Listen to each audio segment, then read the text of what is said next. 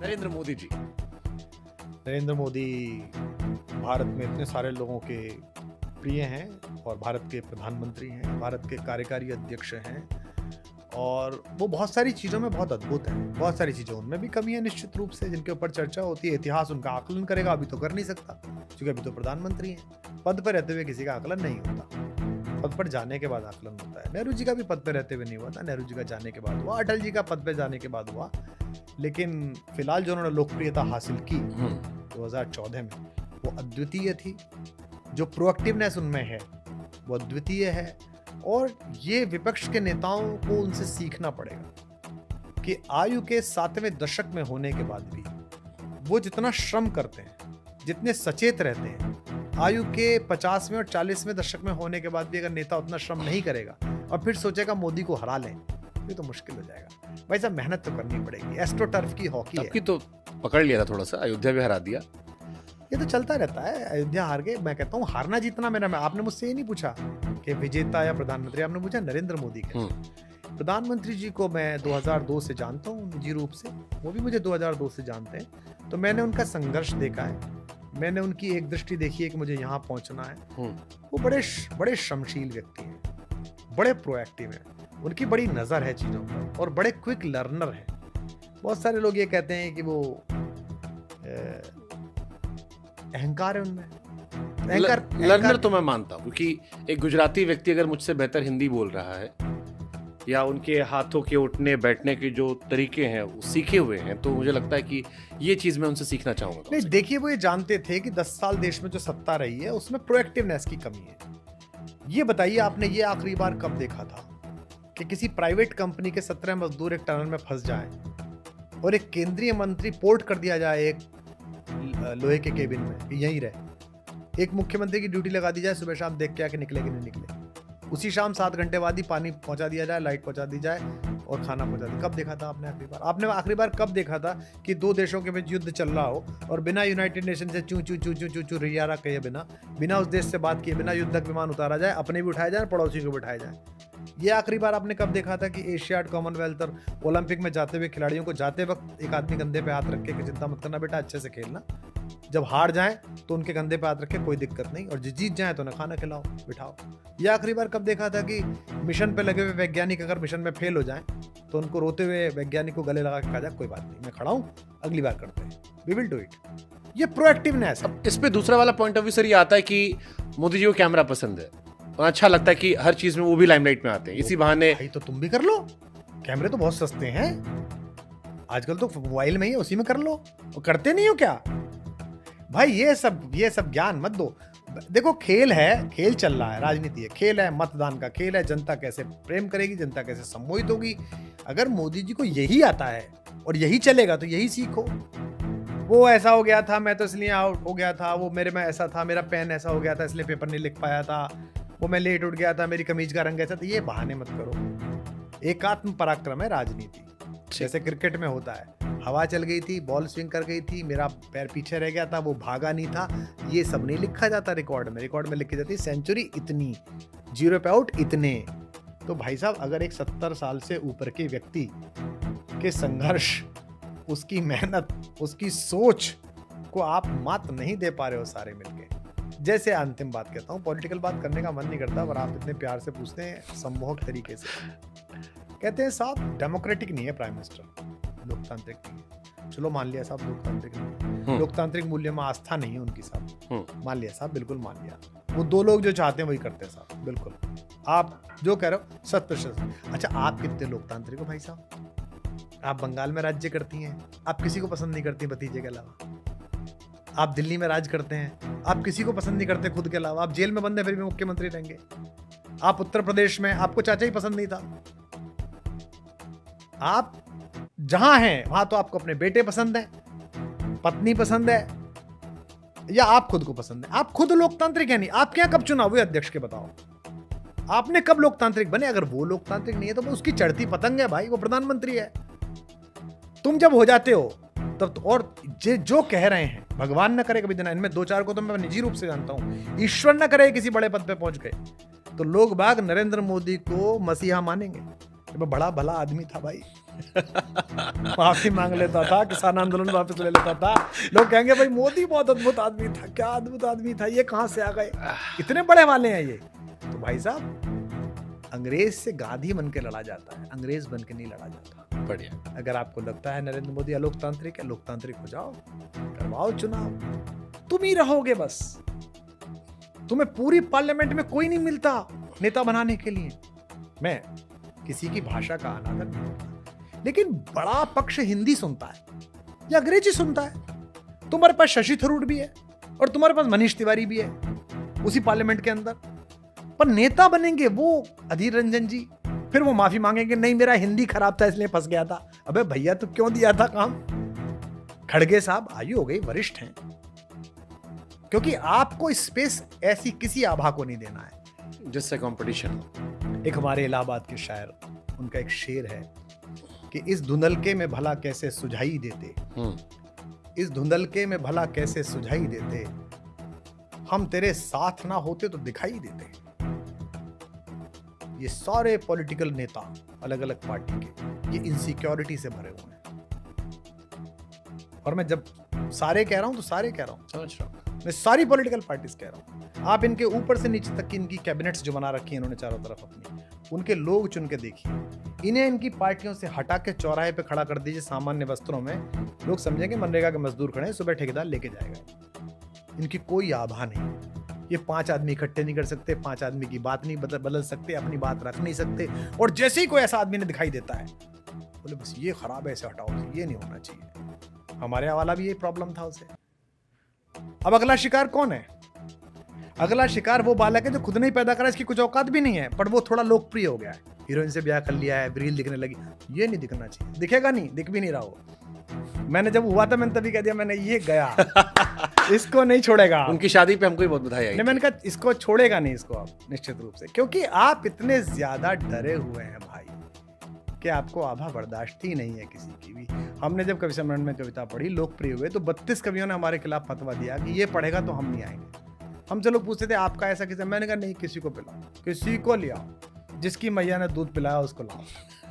लाओ 1 लाख आदमी कोटा में, लाओ निम्बाहेड़ा में 1 आदमी, तू भी खड़ा अभी हम भी खड़ा, तू जमा हम जमा, तू कितनी देर तक पढ़ता हम कितनी देर तक पढ़ते हैं। यही तो संघर्ष है। योग्य जन जीता है, पश्चिम की उक्ति नहीं, गीता है, गीता है, गीता ये तो कहती है सर्वाइवल ऑफ द फिटेस्ट, जो बाद में डार्विन हमारी बात गाने लगा। तो इसलिए नरेंद्र मोदी अपने स्टेडियम में, अपने डी में, अपने प्लेटफॉर्म पे जो कर रहे हैं, उनकी टक्कर का नेता भारत में अभी नहीं है। और वो बनने के लिए उनको मोन और मीडियम जो बदलने पड़ेंगे, मोड मीडियम, वो बदलने को तैयार नहीं है। वो चाहते हैं उन्हीं के हथियार लेके उन्हें हरा दें। अरे भाई साहब, उन हथियारों पर उनका नियंत्रण है, उन्होंने डिस्कवर भी खुद ही किए हैं, पहनाए भी खुद ही हैं, उन्हें पता है किधर से क्या काट चलती है। तुम करो, हमारा वाला चला नहीं। पहले लड़ाई का मैदान बदलो भाई साहब। कुमार विश्वास किस इंटरव्यू में मुझे सहवाग और सचिन जैसी आक्रामकता नजर आई। पूरे इंटरव्यू में आप अपनी बातों से, क्योंकि आपके पास शब्दों का चयन बड़ा अच्छा है, आप डोमिनेट भी करते नजर आए। मेरी गजल का एक शेर है, वैसे तो एक उसमें अलग अलग शेर है, लेकिन उसमें शेर ये है कि वो शख्स काम का है, वो शख्स काम का है, 2 ऐप भी हैं उसमें। वो शख्स काम का है, 2 ऐप भी हैं उसमें, एक सर उठाना, दूजा मुंह में जबान रखना। तो हम में 98 गुण है 100 में से, 2 अवगुण। एक तो हम सर उठाते हैं और एक मुंह में जबान रखते हैं, और ये 2 अवगुण जहां जहां चलेंगे वहां वहां हमारी स्वीकार्यता नहीं होगी, और जहां जहां इन अवगुणों को गुण माना जाएगा वहां वहां हमारी स्वीकार्यता होगी। लोक में सामान्य लोग इसे गुण समझते हैं, तो वो कहते हैं बहुत अच्छा है यार, ये आदमी अच्छा है, सच बोलता है। और संगठनों में यह कि यार ये तो बहुत अवगुण है, पता नहीं क्या बोल देगा, ये पता नहीं क्या कह देगा, तो वो दूर रहते हैं। नहीं, लेकिन इसीलिए हमने बेस्ट फॉर द लास्ट बचा के रखा था। अभी है एक सेगमेंट छोटा सा 60 सेकंड का बचा हुआ है, जिसमें हम आपको थोड़ी बाउंसर और यॉर्कर देंगे। इतने आसानी से आपको जाने दें फिर बात कैसी? कुछ तो आना चाहिए ना कि हमको भी लगे कि आप थोड़ा फंसे, थोड़ा असहज हुए, थोड़ा परेशान हुए। तो अब कहानी ये है कि हम 2 आदमी का नाम लेंगे, अब वो आपके ऊपर है उस पर कितने करते हैं, और हम आपसे उनमें एक सवाल पूछेंगे, आपका नजरिया होगा। तो पहला सवाल, मनीष सिसोदिया अरविंद केजरीवाल में ज्यादा ईमानदार कौन है?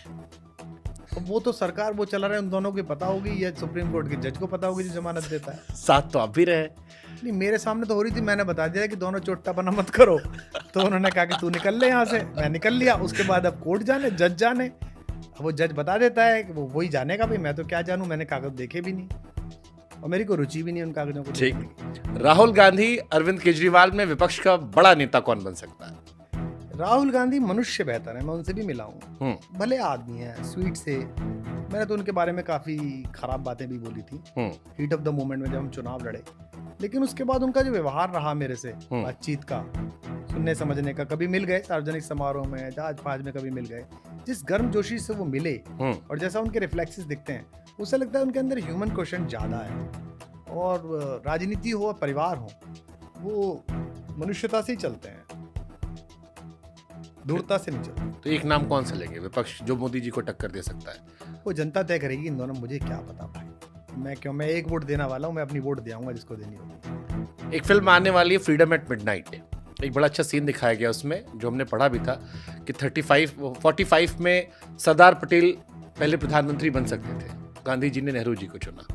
आज के दौर में अगर आप देखें, बड़ी चर्चा चलती है पटेल नेहरू, पटेल कश्मीर वाले उस पे इशू पर, बस पे पटेल नेहरू में आप ज्यादा किससे क्लोज पाते हैं अपने? देखिए, पहली बात तो क्या है कि सरदार पटेल बहुत अद्वितीय नेता हैं, बहुत अद्वितीय नेता। उनकी जो दृढ़ता है उसके कारण ही भारत के शरीर का निर्माण हुआ है। ये भारत माता का आंचल और फटा हुआ हो सकता था अगर पटेल ना होते तो। उन्होंने जो दृढ़ता दिखाई, जो पैर आगे रखा है, चाहे जूनागढ़ रियासत हो, चाहे हैदराबाद हो, चाहे बाकी विलय हो, वो उनकी दूरदर्शिता, बुद्धिमत्ता, भोपाल, भारत का जो गृह कानून है, जो गृह मंत्रालय इतनी स्मूथनेस के साथ चलता है, उसके पीछे पटेल जी की प्रतिभा लगी हुई है। बेहद ईमानदार आदमी, जिनकी बेटी जो है वो सस्ती साड़ी पहन के रहती है इसलिए कि पिता की सैलरी इतनी है, गरीब की बेटी है, ये कहा उन्होंने। आप कभी महावीर प्रसाद त्यागी की किताब पढ़िए, आज़ादी के आंसू, सचमुच में आंसू आ जाएंगे, उसमें ऐसे ऐसे किस्से हैं। वो जो आप जिक्र कर रहे हैं, इतिहास में एक पन्ना ऐसा हुआ कि पटेल के समर्थन में ज्यादा लोग थे, फिर नेहरू जी आ गए। जब गांधी 1920 के दशक में भारत में उतर के एक सक्सेसफुल करियर छोड़ के अंग्रेजों के राजा के सामने तनकर खड़ा था तो बहुत ताली बजा रहे थे। जब गांधी के सामने चार्ली चैपलिन झुक जाता था और उसने कहा मैंने ऐसा आदमी नहीं देखा अपनी जिंदगी में, मेरी गली में कभी मैंने इतनी भीड़ नहीं देखी जब ये फकीर उतरा है, तो आप बहुत ताली बजा रहे थे। जब आइंस्टाइन जैसा बड़ा वैज्ञानिक कह रहा था आने वाली सदियां इस बात पर भरोसा नहीं करेंगी कि हाड़ मास से बना हुआ है कैसा आदमी भी पृथ्वी पर चला था, तब तो आप बड़ी तालियां बजा रहे थे। अब आपको अपने हिसाब से निर्णय सोचने करने, तो आप गांधी की भूलों पे और गांधी की चीजों पे तबसरा करने बैठे। मेरा काम ही नहीं है यार ठीक बात कि मैं पटेल को और सुभाष को और नेहरू को और सावर को तुलनात्मक करता हूँ। मेरे घर के बुजुर्ग थे, कोई ताई जी का लड़का था, कोई चाचा जी का, कोई बाबा वाले थे, सब बहुत अच्छे थे। इन्होंने मुझे ऐसा घर दिया है, इसमें थोड़ा सा कोना आ गया, इसमें गीलापन आता है, इसमें ये है, मैं इसके लिए उन्हें गाली नहीं दूंगा। मैं अपना कौशल, अपनी प्रतिभा लगा के इस घर को ऐसा बनाऊंगा कि उनकी आत्माएं जहाँ स्वर्ग में सामूहिक रूप से बैठी होंगी, वो कहेंगी कि बच्चे बहुत अच्छे निकले। अटल जी और मोदी जी में बीजेपी का सबसे बड़ा नेता कौन? अटल जी तो बहुत बड़े नेता हैं, मोदी भी बहुत लोकप्रिय नेता है। मैं भारतीय जनता पार्टी का सबसे बड़ा नेता लाल कृष्ण आडवाणी को मानता हूँ, क्योंकि लाल कृष्ण आडवाणी का ही चमत्कार था कि उन्होंने, गौतम गंभीर वाला बयान था ये। नहीं, लाल कृष्ण आडवाणी का चमत्कार था कि उन्होंने भारत में प्रो कांग्रेस और एंटी कांग्रेस राजनीति को प्रो बीजेपी और एंटी बीजेपी बनाया। एक लंबे समय तक इस देश में राजनीति ये चलती थी, प्रो कांग्रेस पार्टियां होती थी, एंटी कांग्रेस पार्टियां होती थी। आज क्या है, प्रो बीजेपी पार्टी और एंटी बीजेपी पार्टी, और संगठन बनाने वाला व्यक्ति होता है जो नेता ज्यादा पैदा करता हो। आडवाणी जी ने नेता बहुत पैदा किए। आडवाणी जी जब राष्ट्रीय अध्यक्ष थे तब आप राष्ट्रीय महासचिव सोचिए कौन कौन थे। सुषमा जी थी, उमा जी थी, प्रमोद जी थे, एक से एक। तो आडवाणी जी के समय में जो राज्यों में मुख्यमंत्री बने वो कितने लोकप्रिय नेता आगे चल के बने। तो संगठन जो बनाता है नेता के रूप में, पूछा आपने, शासक नहीं पूछा मुझसे। अटल बिहारी वाजपेयी अद्भुत प्रधानमंत्री थे, उनके निर्णय। बीजेपी का सबसे बड़ा नेता कौन? हाँ, मतलब मुझे लगता है कि तुलनात्मक दृष्टि से आडवाणी जी ने जो निवेश किया इस पार्टी को खड़ा करने में, इसके संगठनात्मक ढांचा खड़ा करने में, जैसे मध्य प्रदेश को भारतीय जनता पार्टी का मायका कहा जाता है। कुछ भी आंधी तूफान आए वहां नहीं हिलता, क्योंकि वहां आज भी अगर 10 नल गांव में आए हैं तो ये कहां गढ़ेंगे, ये विचार विधायक जी नहीं कर सकते, पार्टी का काडर करता है। तो वो जो निटिंग की गई है वो उनकी युति में, क्योंकि अटल जी तो निश्चित रूप से लोकप्रिय नेता थे, भाषण देना जाना, संगठन का काम तो सदा उनके हाथ में था।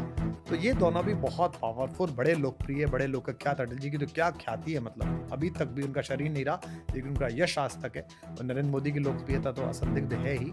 लेकिन मैं मानता हूँ कि संगठनकर्ता के रूप में, एक पार्टी के नेता के रूप में आडवाणी जी ने जो काम किया वो इस पार्टी में मील का पत्थर है, जो शायद अब दोबारा करने की आवश्यकता है। जब पार्टी इतना विस्तार पा गई है, जैसे गंगा चलती है तो उसमें बीच बीच में नदियां अलग अलग जगह से मिलती हैं, लेकिन वो अंत में एक गंगा बन जाती है। तो इसके एक रूप करने के लिए वो जो पार्टी की रीति नीति और कार्य संस्कृति है उसको सिखाने के लिए और उसमें घुलने मिलने के लिए जो बाहर से लोग आ रहे हैं, लगातार लोग आ रहे हैं, उसके लिए मुझे लगता है कि एक फिर ऐसे लीडर की आवश्यकता है, ऐसे कुछ लोगों की आवश्यकता है जो उसे बनाए। राहुल गांधी या प्रियंका गांधी, दोनों में किसकी अगुवाई में कांग्रेस की सरकार आ सकती है? वो तो उनका आंतरिक मैटर है कि वो किसको देखते हैं। प्रियंका जी के पास अपनी दादी की छवि की लोकप्रियता भी है और वो जानती भी हैं कि बोला कैसे जाता है। राहुल भी जिस तरह से ग्रो कर रहे हैं, आपको लगता है राहुल जी डिफीट कर पाएंगे आने वाले टाइम में? नहीं, राजनीति में तो कुछ भी हो सकता है, लेकिन हम जब 14 में चुनाव लड़े थे तो हमारा कहना क्या था उनसे? हमारा कोई थॉट नहीं, हमें तो भेजा गया था। हमारा कहना यह था कि देश को समझना है तो नीचे उतर के समझिए, सिर्फ एक वंश में पैदा होने के कारण नेता मत बनिए। और पिछले 10 वर्षों में उन्होंने ये किया कि वो नीचे जा रहे हैं, समझ रहे हैं। उनकी समझ में कोई कमी हो सकती है, कई बार ज़्यादा हो सकती है, लेकिन जिस तरह से पार्लियामेंट में बोल रहे हैं, जिस तरह से, फिर आप लोग क्यों कहते हो कि वो misfit, he is a good guy but he is not fit for politics? क्योंकि पॉलिटिक्स में अच्छे लोगों की इस समय कीमत है नहीं, जो भले लोग हैं उनकी कहाँ कीमत है। और उनकी पार्टी में देखिए, भारतीय जनता पार्टी में जेपी नड्डा जी का कार्यकाल समाप्त हो गया। आप अपने सारे पत्रकारों के घोड़े दौड़ा लो और मुझे एक नाम दे दो कि ये बनेगा पार्टी अध्यक्ष। नहीं पता, ये तो वो खुद भी कहते हैं बार बार, नहीं पता आपको, आप नेक्स्ट नहीं कर सकते। नहीं पता, कांग्रेस में ऐसा नहीं हो सकता, बाकी सारी पार्टियों में अपनी हो सकता। तो यही यहाँ आके ही खेल खत्म होता है। वामपंथी और बीजेपी, तो अटल जी का भाषण है कि केवल हम और वामपंथी रहेंगे क्योंकि हमारे संगठन में डेमोक्रेसी है। तो ये देखिए, जब तक आप ये नहीं करेंगे तब तक आप चमत्कारिक पुरुषों के बलिदानों के भरोसे रहेंगे कि श्रीमती इंदिरा गांधी जी दिवंगत हो गई, आवेग आया, राजीव गांधी जी बन गए। राजीव गांधी जी के ऊपर एक कायराना हमला हो गया तो पीछे से आवेग आया तो नरसिंह राव जी संभालने लगे। तब तक आपका यही चलता रहेगा। आप अपनी पार्टी में लीडर्स पैदा करिए, नेता पैदा करिए, जनता में वो इस बात से विपरीत पैदा करिए कि वो आपसे कितना सहमत है और कितने असहमत है। पार्टी से सहमत होनी चाहिए, उसकी लाइन से सहमत होनी चाहिए, आपका काम हो जाएगा। लास्ट क्वेश्चन, अभी भी लास्ट है क्या? लास्ट क्वेश्चन है। जिन्ना ने माउंटबेटन से ये कहा कि अगर आपको हिंदुओं की बात करनी है तो सावरकर से बात कीजिए, सावरकर रिप्रेजेंट करते हैं। Don't talk to Gandhi Nehru, they don't represent Hindus. आज के दौर में कई लोग कहते हैं कि हिंदू ही हिंदू सबसे बड़ा खतरा है, बाकी नहीं है, अपने ही खतरे हैं। एक चर्चा चलती है हिंदू खतरे में, कई लोग रोज सुबह ट्विटर पर उठ के डाल देते हैं हिंदुओं को जगाने आए हैं। डू यू बिलीव हिंदुओं पे खतरा है, या हिंदुओं को लेकर लोग वैसे वोकल नहीं होते हो? कि आपने भी बीच में बांग्लादेश का कई बार जिक्र किया कि जब बाकी जगह होता है तो सब एक साथ आते हैं। इंडिया में भी आपने देखा होगा, एक बॉक्सर भी थी, मुस्लिम थी, महिला पुरुष होने पर विवाद था, कम्युनिटी ने सपोर्ट किया। हमारे आंख से चलता है कि हिंदुओं का खतरा है, हिंदू यूनाइटेड नहीं होता। आपको लगता है खतरा वतरा कुछ है, या यही खूबसूरती है जो आपने कभी किचन में काम किया है? हाँ। चाय किसमें बनती है? फ्राई पैन में। हाँ। और दूध किसमें गर्म होता है?